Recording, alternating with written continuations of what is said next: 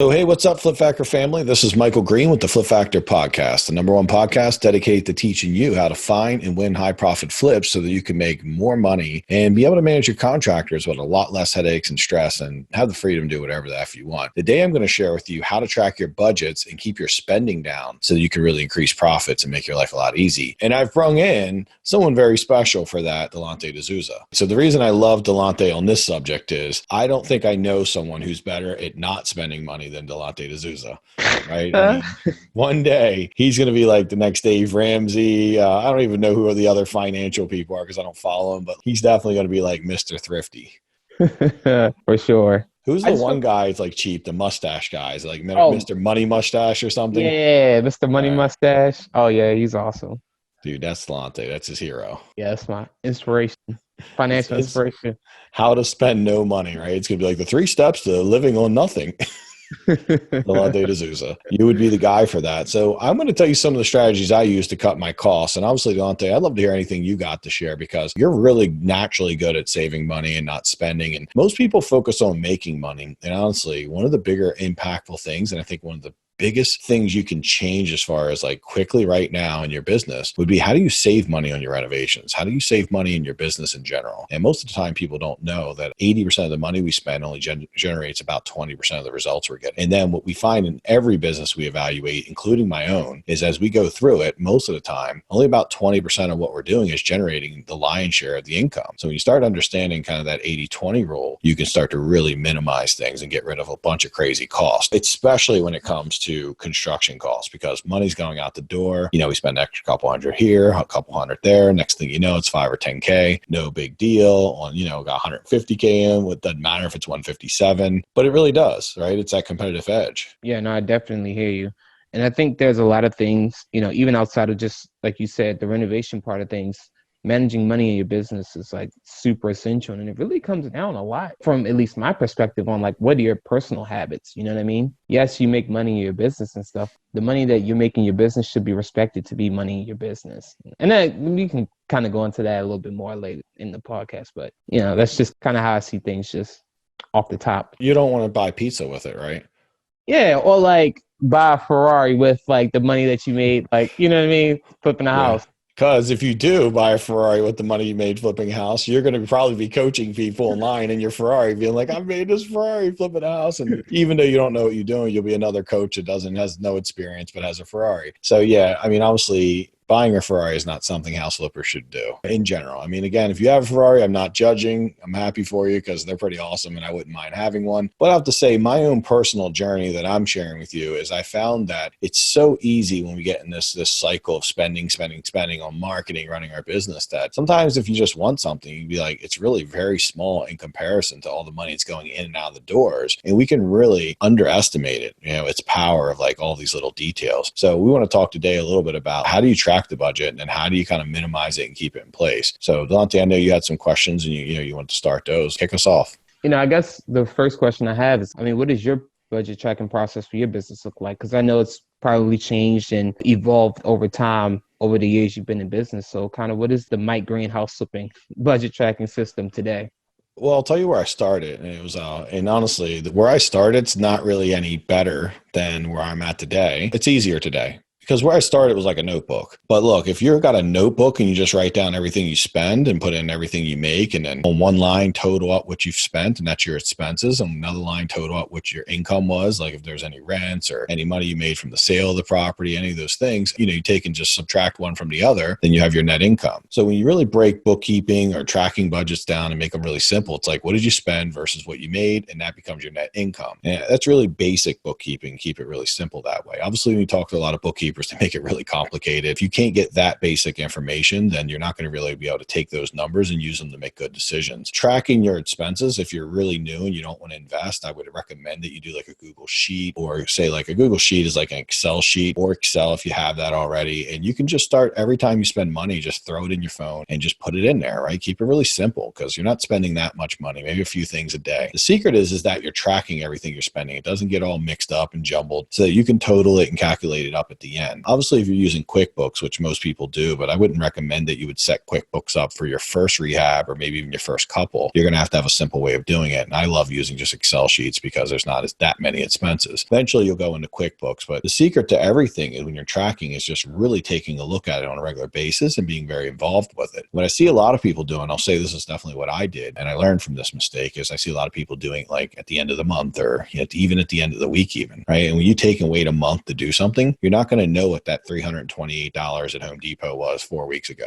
You're not going to know what it is. But if you do it every day and you're like, it's $328, you're going to know very specifically, oh, it's Home Depot, it's for 123 Main Street. Oh, that was mostly for electric, maybe vanities or something. And you can put a little note in there. It says electric and vanities. So you have a general idea. Now, to keep it really simple, I don't break everything down. I don't track every screw I put in, everything I do for electric. I do general construction, general expenses, and then I make sure that I put a little note or a memo saying that exactly roughly what it was. And I do that for efficiency, because I can tell you if you break every little line item down in your Home Depot receipts, your bookkeeping is going to be about 5 times as hard. It's going to take 5 times as much time. My opinion is the harder bookkeeping is, well, the less likely you are to do it. The more likely you are to kind of put it off because you're too busy, right? I don't have time. Really simple bookkeeping would just be anytime you spend something, have a way to track it. So if that's a notebook you want to carry around, fine. What I would suggest for today's modern day is doing a Google Sheet, having a Google. Everybody can get you can get a Drive, right? A Google Drive account for free. Doesn't cost anything. And that Google Drive account, it gives you the ability to create a Google Sheet, which is an Excel sheet. You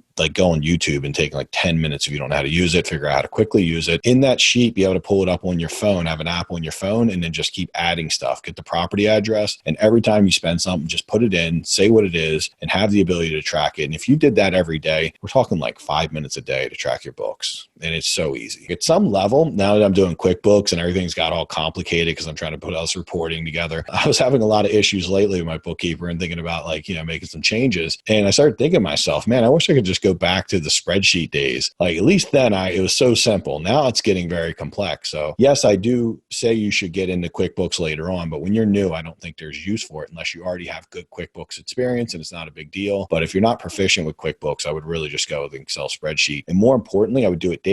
And then second thing, you got to now take that data and track it, because you're tracking it just so you have it. But now the question is, what do you do with it, right? That's the next question. What do you do with it? I guess this is the next That was part. the setup. I was just wondering if you're curious. I was like, Dante, do you want to know what I do with it? I was like, oh, yeah, I'm kind of curious. All right. So what you do with it, obviously, is you got to look at it on a regular basis. So what I like to do with all my budgeting is just kind of look at it every couple of days, maybe once a week. I want to compare it against the work that's been done and what I expected to spend on the work. You see, the real secret to keeping budgets down is knowing that they're up. So as soon as they start to have an issue, like you thought you were going to spend $5,000 on electric, and next thing you know, it's looking like you're going to come in at $6,500. Doesn't sound like a lot in the grand scheme of things, but when you really start to think about $1,500 across one job, and you got many, many jobs in a flip, upwards of anywhere from 30 to 50 different individual jobs that you'll be hiring out, $1,500 could really add up quickly. Could start to compound into maybe 5, 10, 15, even 20K. So we want to know as soon as something's going over. So one of the reasons I love taking bookkeeping daily and then weekly reviewing what I've spent on what and how,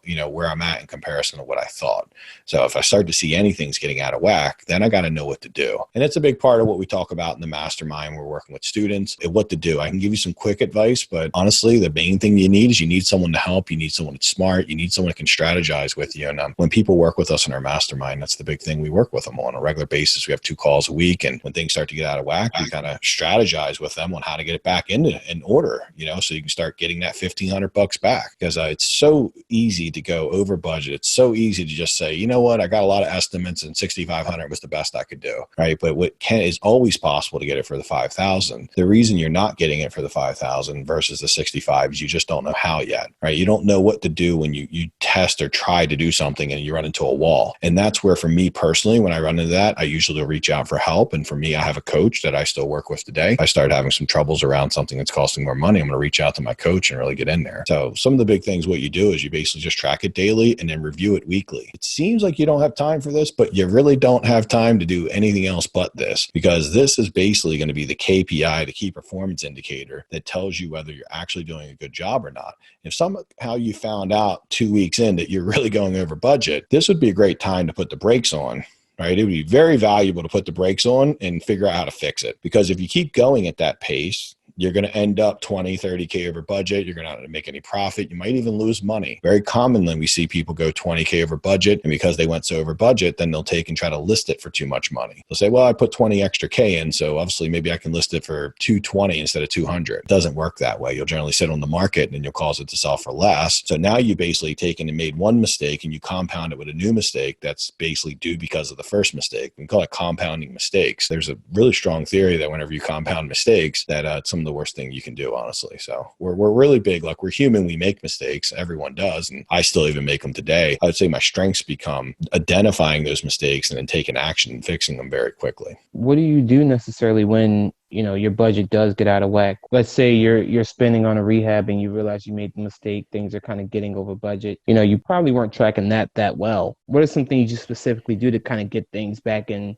the reins of your control? Figure out the problem, right? You need to reverse engineer it, unpack it. You got to figure out, like, what's going on? What's causing me to go over budget? When you get really specific about, okay, it's electrician, or it's this, or it's the way I'm paying people, there's always something that's causing it, and you got to identify what that is. Once you identify what's causing it, then you really have to put a plan together to fix the thing that's causing it and understand why it's happening. Like, it's not just the other person that's causing you to overpay. A lot of times it could be our own crap that we have, our expectations or our thoughts, our limiting beliefs that are stopping us from going out and getting the price that we know is we're supposed to be getting. That standardized pricing you hear us talk about in other podcasts, that this is what people pay. This is the standardized price for the community of house flippers and subcontractors. And we don't want to pay a whole bunch more than that, because if we do, well, we're not going to win very many deals. One of the worst things you could ever do is buy a deal based on 50K in renovation. And then when you get it, a couple people tell you, oh, I can't do it that cheap. And next thing you know, you're paying 60.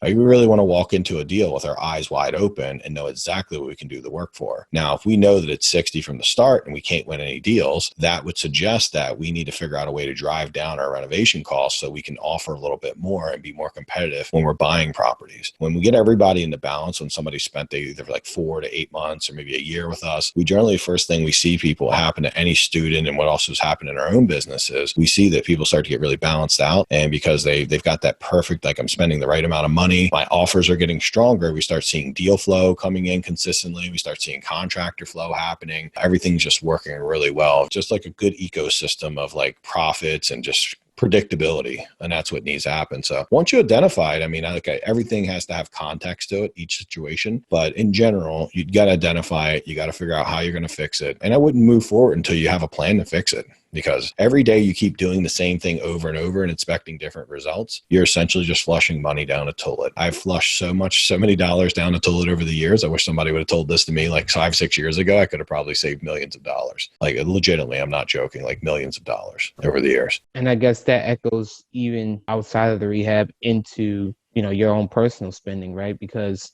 it's pretty much like you said, figuring out what the problem is or what the source is. Because there's been more than a handful of times that we've heard of multiple investors, sometimes students that we work with, right, who make great money on their rehabs, but then they look at their bank accounts and they're like, where'd all the money go? You know what I mean? And I know even for you, you mentioned that, it's a couple of times that's something that, you kind of faced earlier on before you got your financial spending in control. So could you talk a little bit about that? When you get the money out of the rehab, let's say you are, tracking your budgets correctly, but like your bank account's not growing, what's happening there? Yeah, there's probably other things drawing from it. Let's just say you are tracking your budget, things are going really well. There's always something in the puzzle. It doesn't always have to be budget, but I will say that spending too much on the renovation is probably, I'd say 97% of flippers deal with that problem. I traveled the country about 4 years ago, still doing a lot of traveling, talking to people, always looking for great flippers, more for the purpose of just, communicating, masterminding with them, learning from them, sharing some amazing ideas with them and running them by. And every great flipper can get that budget, nail it. And anybody who's not nailing their budget, which is,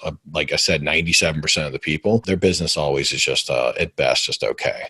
Right. It is always a pain that keeps them up at night because it's the unknown, right? It's the inconsistency of, okay, well, we think it's 60, but we hope it'll come in at 60, but it turns into 90, right? Maybe sometimes it's 60, right? The thing is, if your budget has the ability to maybe be 60 or maybe be 90, that's a stressful way to run a flipping business. So what do? You have to find like, where's the money going to? And it could be like the number one area we look for, obviously, is going to be in the cost of the renovation. The number two area would be when you're selling your property, it's selling for less than you thought because maybe you put an overly aggressive price on it, or maybe like overly, I just thought it would sell for way more because you took one comp and kind of hung your hat on that one comp and you didn't do a deep enough dive into the research of what the market was and why. Didn't compare your property well. Maybe an agent told you what it was worth, which is what happened to me. My 5th deal, I did really well in my first 4 deals. Like, they're pretty epic. And I was like, holy crap, I'm just going to be a great flipper. It's going to be amazing. I probably made like over 100K on my first 4 flips. And I was pumped, man. I was ready, like, dude, it was over. I'm like, I'm done. I quit my job just at this point. Flip number 5, I lose like over $30,000 on it. Oh man, it almost crushed me. I was so close to going out of business. I mean, I quit my job. I didn't know what to do. I mean, the pain, as close as I ever come to crying about business in my life and like tears coming out of my eyes, man. Because I'm usually generally pretty like tough and I can handle a lot of like ups and downs. I've learned to be a little bit thick skinned around this stuff, but man, that was rough. It made me put some really major changes in place. And it was the time in my life where I decided that I can't just go ask the realtor what the house is worth. I have to know myself. So everything that we work on in the group, one of our core philosophies is, don't go ask your realtor, go know yourself, because this is a really big investment and you got to be able to know yourself. The same thing with GCs. If you just go ask the GC what the renovation should cost, well, you don't know what they're going to tell you. They might tell you really high price. They might tell you really low price and not be able to honor it, right? We just don't know. We've not, unless you have a long relationship with them, and likely you don't if you're pretty new. So the thing is, you got to empower yourself, right? You have to learn these things.